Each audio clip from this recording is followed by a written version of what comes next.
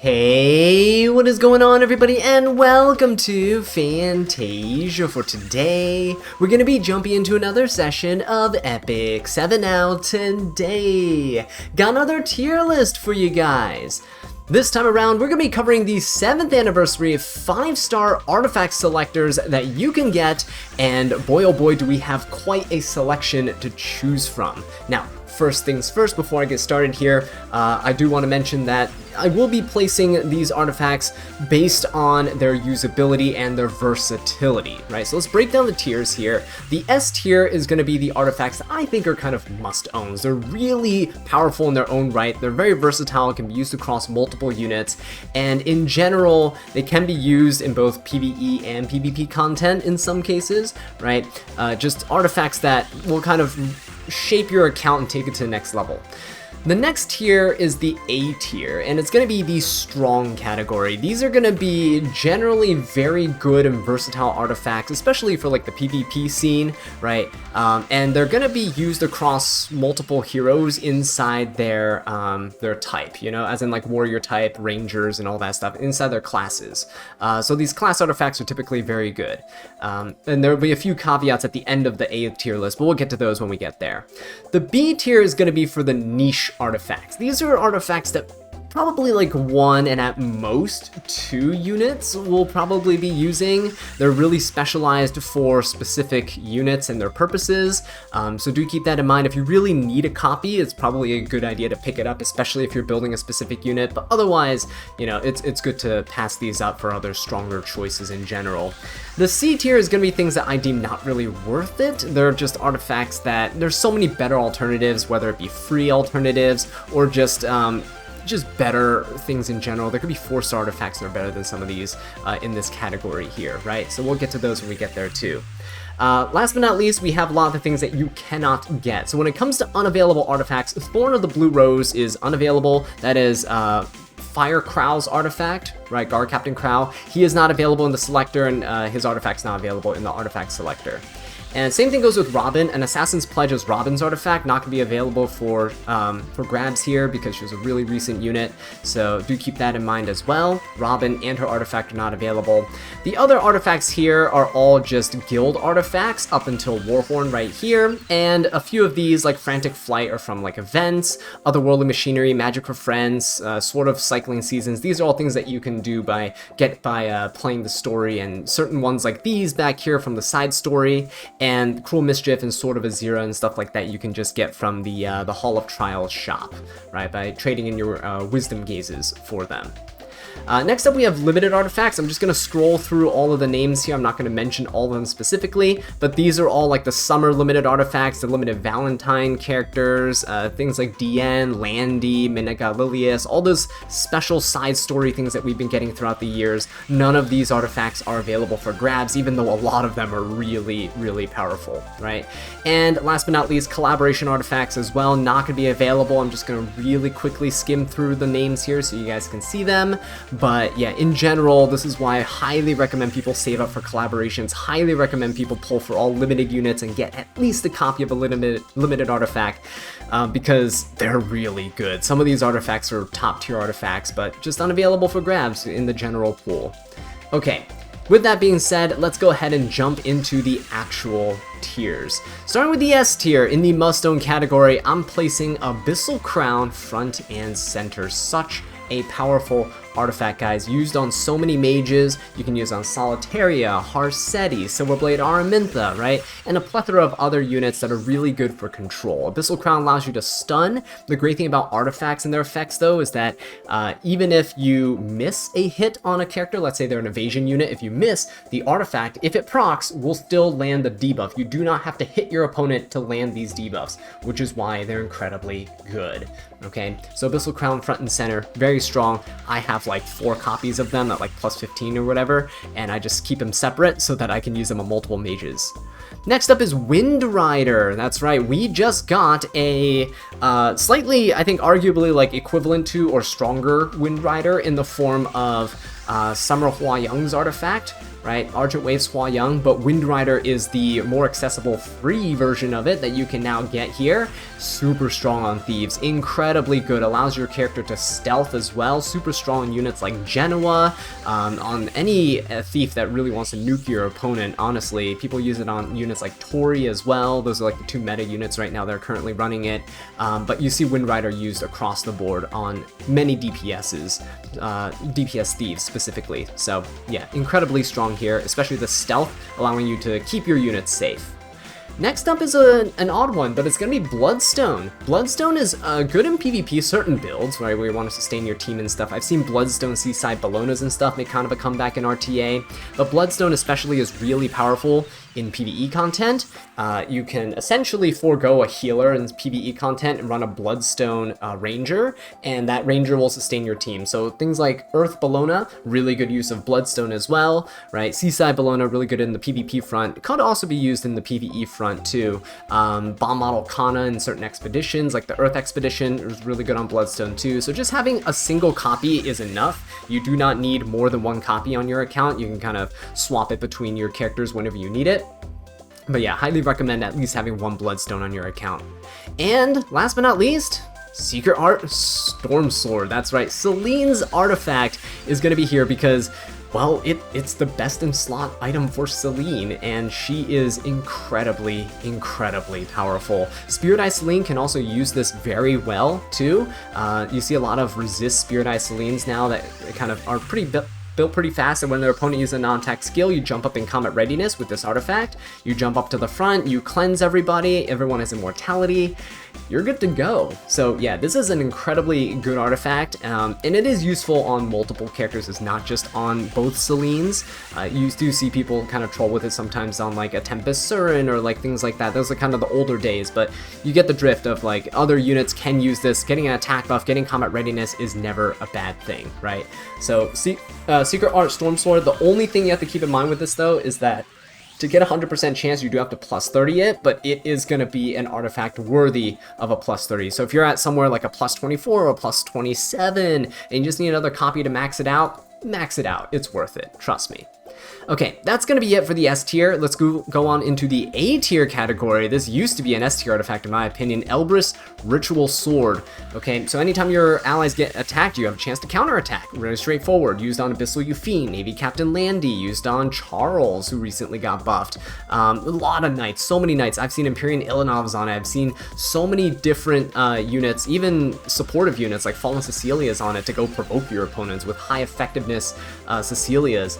Yeah, it's kind of crazy. The only reason I've bumped it down from S tier to A tier is because Mort exists and Mort prevents all counters, and so it shuts down Elbrus Ritual Sword. That's, yeah, it sucks. So yeah, kind of sad, but yeah, that's the reason why it's down here. Unfortunately, just literally because Mort exists, that has shut down an entire mechanic, unfortunately. Alright, next up is Sigurd's Scythe. I think Sigurd's Scythe is actually kind of better than Golden Rose here, but Golden Rose typically used for like HP scalers, but Sigurd's Scythe, giving the attack boost, is actually not bad, because even if units scale with HP, everyone by default scales a little bit with their attack stat. So Sigurd's Scythe is actually really good in general. I think it's probably just better than Golden Rose. You get a flat just attack bonus, and then when you're below a certain threshold of health, you start healing back the damage that you do, right? Golden Rose, similar thing. If you're above a certain amount of health, you start dealing more damage. If you're below a certain amount of health, you start healing. But Sigurd's Scythe has I think the attack stat all the way around now after it got its buff. So yeah, pretty solid, both of these. Good for sustain units, good for any type of warrior. Sigurd's Scythe is a bit more versatile, I'd say, but you know, Edward Elric, Crescent Moon Bologna, like just think about any warrior out there, like Fire Ravi can be using this as well, like Shu works really well on Golden Rose, right? Yeah, so a lot of good options out there for sustained DPS warriors. Next up we have Uberius's Tooth. The reason why it's in the strong category is because splash damage, fixed damage, oh, it's so strong right now. Even with Fallen Cecilia on the scene, she is only one unit to mitigate a sea of units that can just inflict extra damage. And Uberius's Tooth is a warrior artifact that allows you to inflict extra damage based on your attack stat. And guess what? Amiki is a really good use for this, right? Used to be units like Hua Young will be running this, like a Fire Hua Young and stuff. Right, you can have, multiple units out there can be running this, but typically right now we're seeing Amiki as the main unit front and center. If you have it close to max, like max it out, it's actually really good to have that consistency, especially on Amiki. Super powerful artifact right now, very solid. Next up is Bastion of Perlucia. I'd say this is a very strong artifact. It's not in the must-own category, I'd say, right now, but it's a strong contender for this S tier category. But Bastion of Perlucia gives the knight that's wearing it barrier and immunity, and the backline unit barrier and immunity. I think buff stacking is about to be very, very powerful, especially when Witch of the Mirror Tenebria comes out. So yeah, definitely stock up on a Bastion or two. I have, honestly, I think 3 Bastions, and I don't think it's enough. I think I might snag another one because it is so versatile on so many different knights, especially knights that already have built-in mitigation. Like Last Rider Krau gives barriers to everybody. You can put Bastion on him, right, to extend the duration of your barriers and such that you get. You can put on Ice Krau, who already has built-in mitigation on his front there. Dragon Bride Senya, who has a huge HP pool, is a really good user of Bastion of Perlucia as well. Yeah, definitely a very good artifact in general. Okay, next up is Rise of a Monarch, another one that's really strong. I think it's underrated by a lot of newer players and returning players. If you slap this on Empyrean Ilanov, it's basically a Fallen Cecilia passive where you give a barrier to the lowest HP unit on your team. Empyrean Ilanov with this is so annoying, especially when you have a Soul Weaver on your team with Guardian Ice Crystals. So powerful, such a good combination. Basically makes it so if your opponent doesn't have enough damage, they can never kill the unit that's on the lowest HP, especially if it's a slightly tankier unit like a Soul Weaver or support unit, right? Such a strong artifact, and it's especially good on units that turn cycle well, like Empyrean Ilanov, who gains combat readiness when any teammate is hit. Alright, next up we have a chunk of healing artifacts. Let's go through these. Celestine, Rod of Amaryllis, and Doctor's Bag. These are just really good Soul Weaver artifacts in general. Celestine, fantastic for counter Soul Weavers on things like Blood Moon Haste, Ruel, those types of units, right, that already contain some sort of healing on their S1. This just amplifies it, which is really nice. Rod of Amaryllis, fantastic for units like DN or any other unit that just really wants to heal more.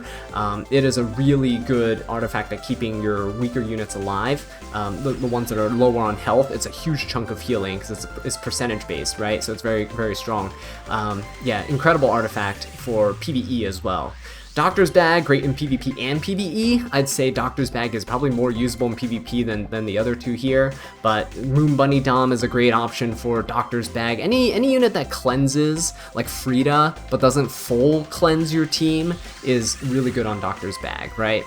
It just allows you to cleanse an extra debuff and allows you to heal an extra little chunk as well, so not too shabby. Next up we have a couple of thief artifacts. Alexa's Basket, do I need to explain a greater attack buff Arbiter Vildred? Like, come on guys. Also, Alexa's Basket is being used on a variety of other thieves as well. I mean, if you get a greater attack buff, you're pretty much stomping your opponent, shredding through their defenses, right? So yeah, incredibly good artifact because you can't go wrong with it. And the chances of getting attack or greater attack buff is really high.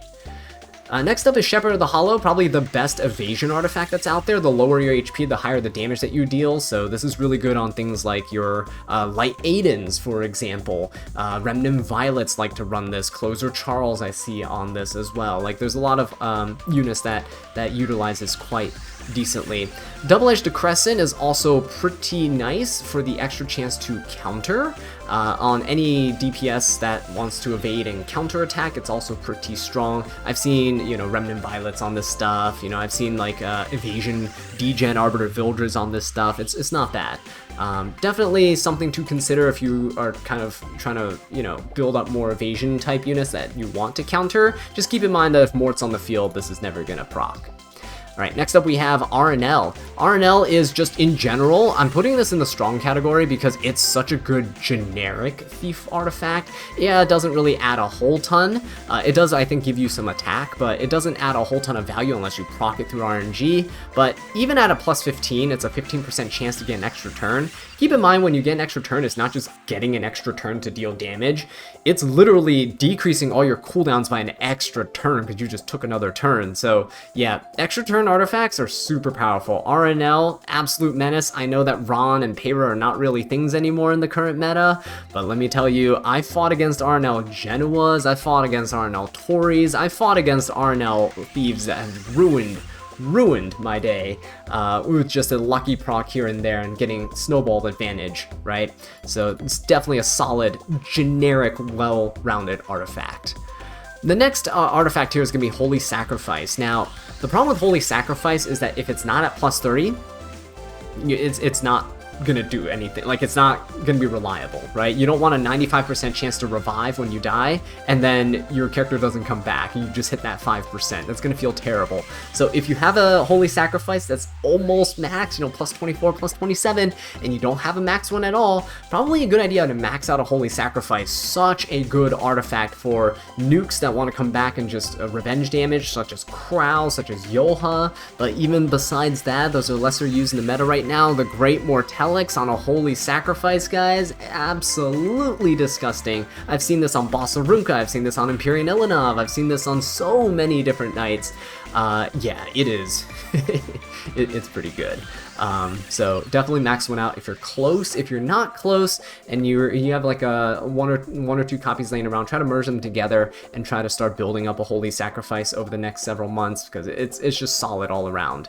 Renewed Will is the next artifact on this list here, and this is Fenris's artifact. Now, if you don't have a copy of this, it's really good, but keep in mind it's also really good only when it's like plus 30. You get the guaranteed combat readiness boost. You don't want to start the match with an opener like Fire Litica, you know, use your opening AoE skill, and then you don't get to push because you hit the 25% chance to not push up, right? At plus 15, it's a 75% chance, I believe, to push. So that would really suck.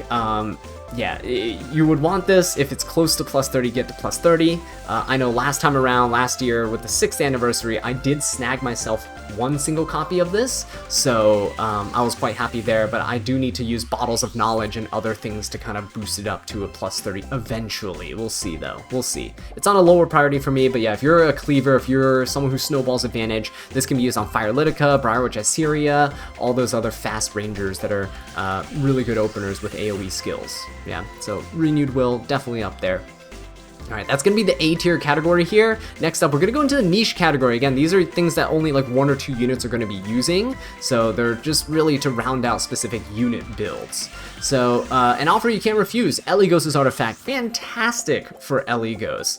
If you don't have this and you kind of don't want to use it, a good substitution is actually Wall of Order. It's not bad. 100% chance to stealth at the end of your turn if it's plus 30, and if you have a chance to get that greater attack buff if your opponent has a bunch of buffs on their side. So Eligos can dual attack quite nicely, but an offer you can't refuse, good for snowballing your combat readiness. It helps to bridge other units into the fight.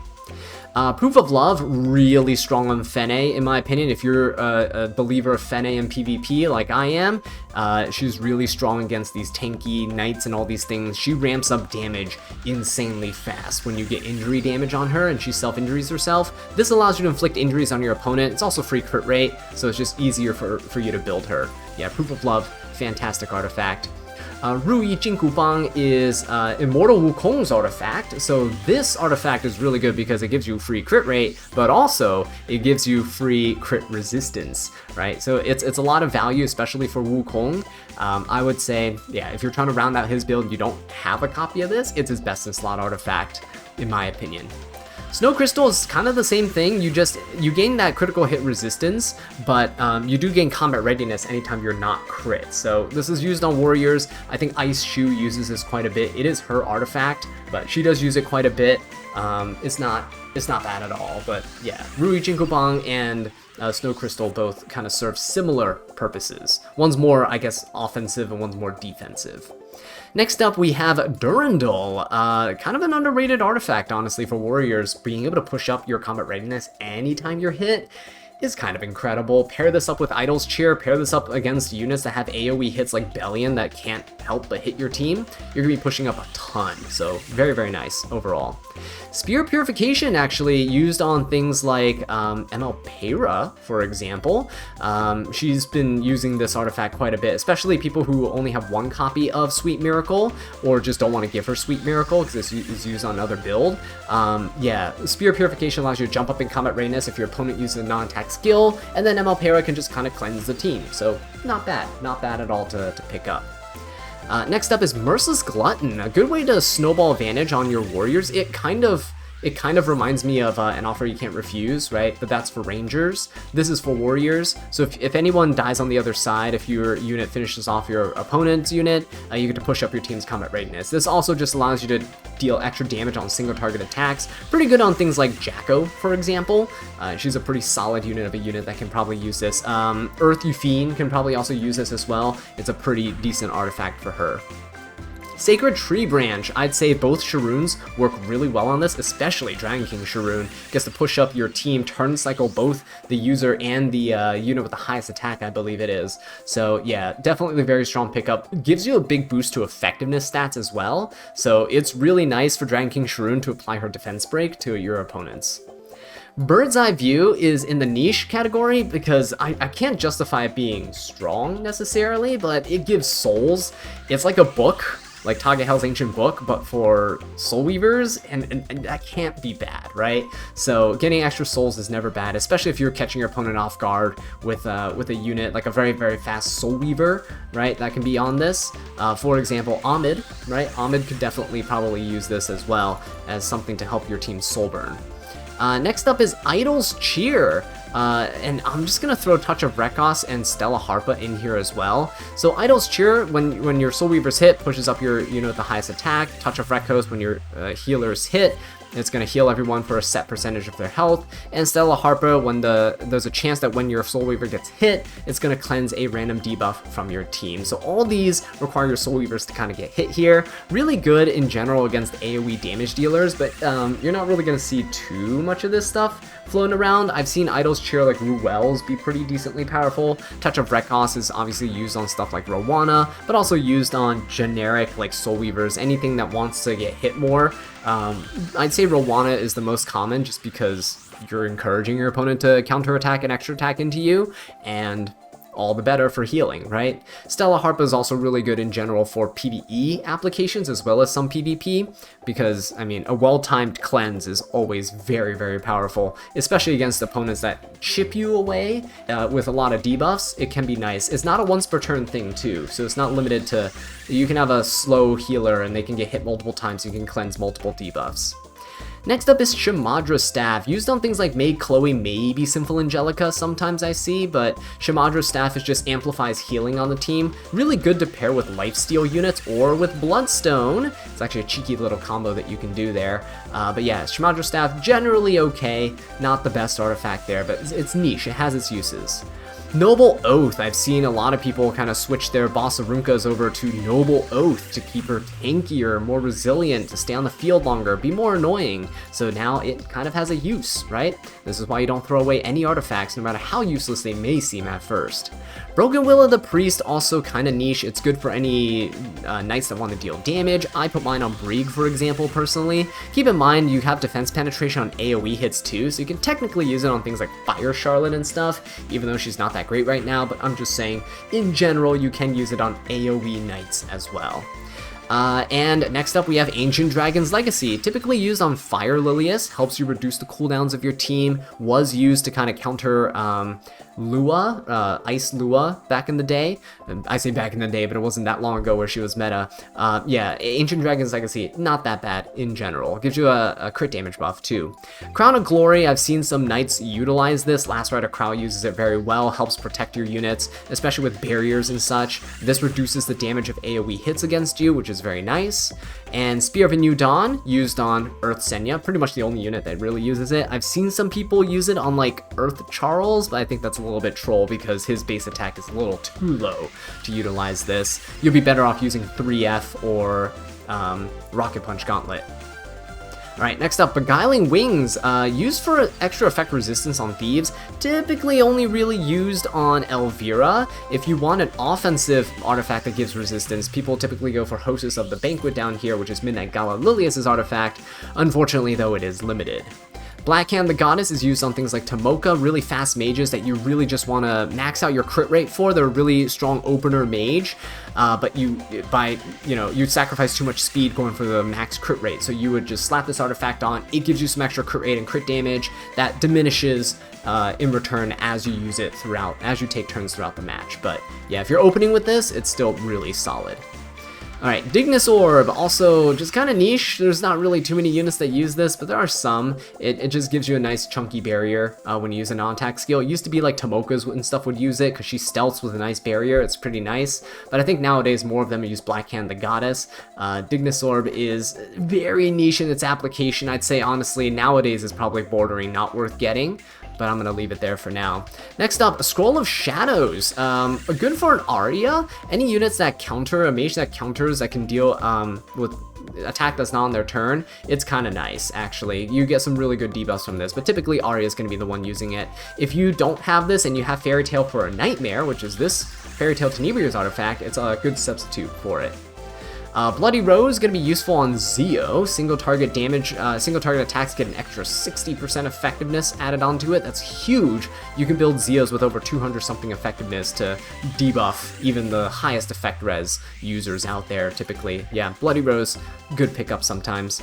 Next up is Etika Scepter, really good for reducing cooldowns on mages. So I personally use this on Carrot, but I can definitely see this have utility on, Witch of the Mirror Tenebria maybe coming out soon. She might be able to utilize this for extra cooldowns and stuff. You just have 50% chance to reduce cooldowns by 1 every time you take a turn. So if you're fast enough, you can turn cycle enough, it's pretty solid. Next up, we have Song of the Stars. This is an artifact that I think has kind of fallen off as the years have gone by. Targeting debuffs aren't necessarily needed as much. I guess if you're going for one-shot teams, but nowadays with people being able to farm pretty efficiently with free units, Song of the Stars is not as necessary, and I think you do get a copy of it with Assyria, like Earth Assyria, if you're a new player, I believe. I'm not 100% sure on that, but even then, target debuffs are not as needed anymore to finish off hunts and other bosses. So definitely ranking a little bit lower nowadays. Elegiac Candle, I keep butchering the pronunciation of this artifact. This is Knockwall's artifact. It's nice because you can have a chance to defense break your opponent. This is really good especially in PvE, but in PvP, I can say I've been destroyed by a few units that have done like an AoE strip with like a Litica or something, and I get like defense broken. I'm like, wait, how did that unit defense break my team? Yeah, it's because of this, and it's kind of devastating when it does happen. So it has its uses, very niche. Usually both Liticas, like Fire Litica and Faithless Litica, kind of use this artifact, but you can definitely put this on things like Knockwall, any ranger that opens with an AoE attack is pretty useful. It's also decent if you don't have this artifact down here, Misconfeel, right? If you don't have this artifact here, which is a collaboration artifact from the Guilty Gear collab, then this is a decent replacement. It has a lower chance of defense break, but it's still better than nothing in some cases, right? Spatiotemporal Fan, really good on any ranger that opens up with a non-attack skill, so ML Politis, allowing you to stealth your highest attack unit is really nice. So yeah, I would definitely recommend this if you don't have one. I think I recently got one, but I need to slap it on. Actually, I don't think I have one. I might pick this up. It's just so good on ML Politis. To stealth your highest attack unit, prevent them from being able to get attacked, is just so powerful. Sometimes catches your opponent off guard too if you bring in the right scenarios. Unseen Observer, also really good when using non-attack skill on a ranger to open up, like ML Politis for example. You get souls, so getting souls to soulburn with is fantastic, especially if you pair her with Genoa. It's a really good combo to just soulburn and give him a greater attack buff at the start of the match.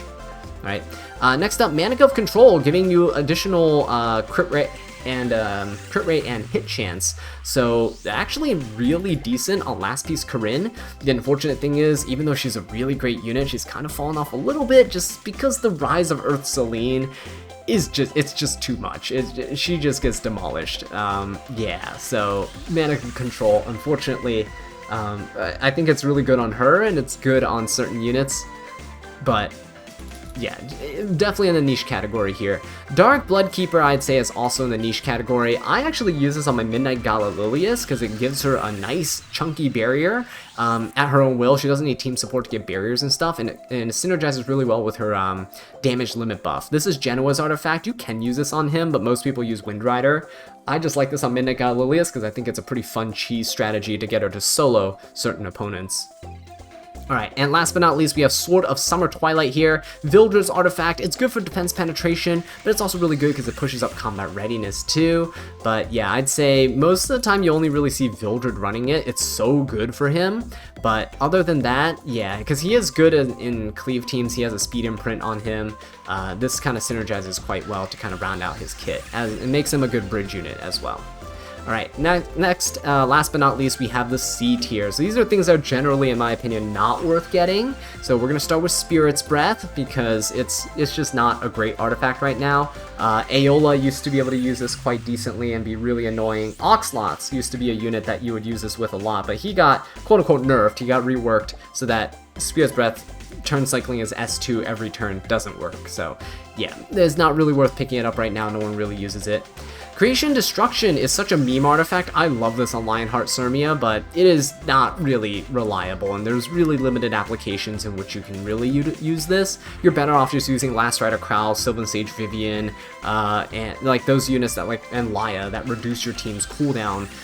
Instead of relying on this to go for a full reset. It's like a 20% chance, I think, to reset the cooldown after using the skill. It's just not really worth it. Alright, next up, Samsara Prayer Beads. Single target only is a damage increase artifact, but there are better ones out there, especially the Guild War artifacts. The Guild artifacts here, like Symbol of Unity, gives you 16% damage unconditionally, right? It's really good. A Victorious Flag, great for RGB units, gives you extra damage and mitigation unconditionally. So there's better options out there than Samsara Prayer Beads. Same thing with the Little Queen's Huge Crown. I've only really seen this used on like Earth Arunca, but even then, like, there's generic damage artifacts that you can use in place of this. This does give you a small damage boost and extra damage boost against units that have barriers.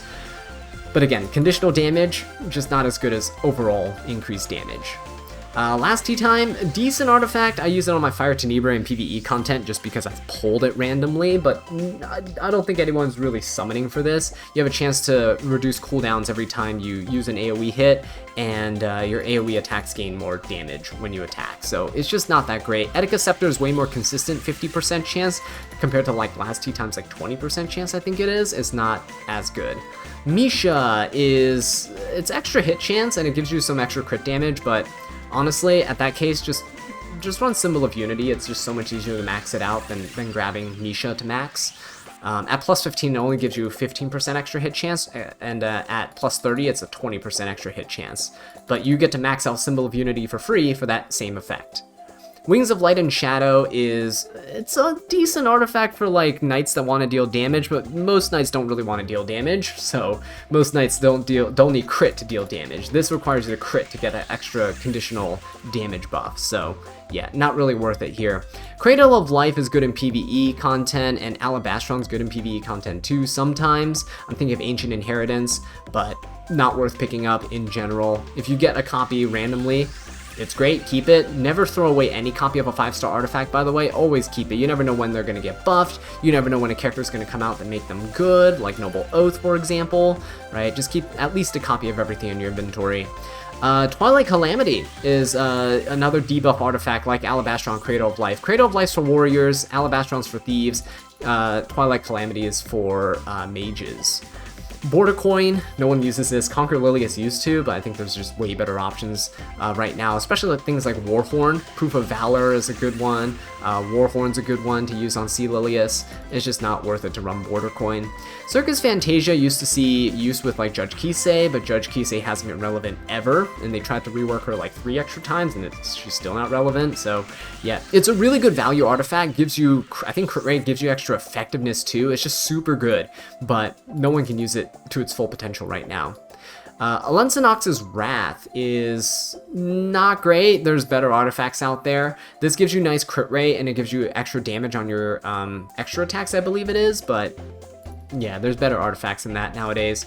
Most of them are limited, but even then, Alencia can just run like Symbol of Unity or any other, like Victorious Flag is probably better than Alensonox's Wrath. It's not hard to get crit rate on your units nowadays, so yeah, this is generally not needed.